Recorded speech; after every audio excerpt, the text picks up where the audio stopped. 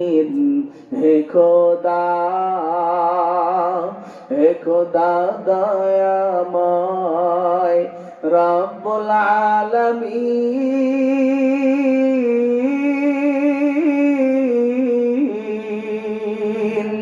জীবনে মরণে ভাই কি হবে সেই দিন। হে খোদা,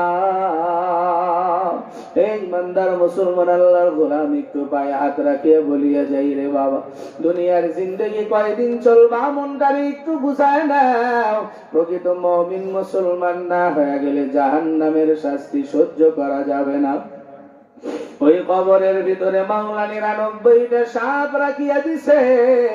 নাফরমান হয়ে, বেনামাজি হয়ে, বেপরদাগিরি করিয়া, হালাল হারামের তমিজ না করিয়া, মানুষের হক নষ্ট করিয়া দুনিয়ার জিন্দগি থেকে যদি বিদায় নিয়ে কবরের ভিতরে যাও রে আল্লাহর গোলাম, দুনিয়ার জিন্দগির কথা অনুসরণ করিয়া কোনো লাভ হবে না। ওই কবরের ভিতরে মাওলা দাউ দাউ করে আগুন জ্বালায়া রাখছে। আশরাফ আলী থানভী রাহমাতুল্লাহি আলাইহি বলেন, হে দুনিয়ার গোলাম, জানো রব্বে কারীম কেমন দয়াবান। আল্লাহ তাবারক ওয়া তাআলা তিনার মায়া আর দয়া নিয়ে বসিয়া রইছে। বান্দা বান্দি দুনিয়ার জিন্দগিতে ভুল করার পর কত মা বাবা আছে দুনিয়ার জিন্দগিতে সন্তানদেরকে মাফ করতে চায় না।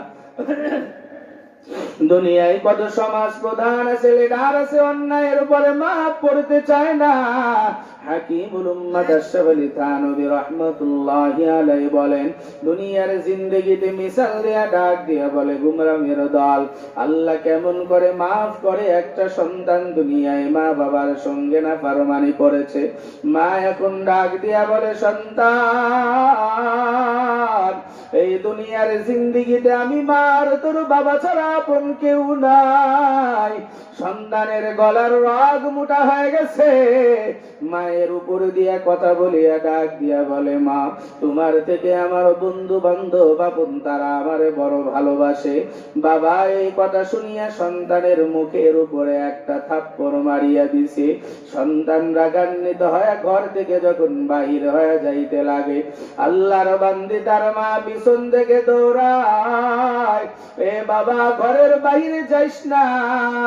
সন্তান ডাক দিয়া বলে, তোমার বাড়িতে আর জিন্দগিতে আসবো না। এই কথা বলিয়া যখন সন্তান ঘর থেকে বাহির হয়ে যায়, আল্লাহ তাবারক ওয়া তাআলার বান্দারা একটু দিলের কান দিয়ে শুনিয়া বোঝো। হাকিমুল উম্মাত আশরাফ আলী থানভী বলেন,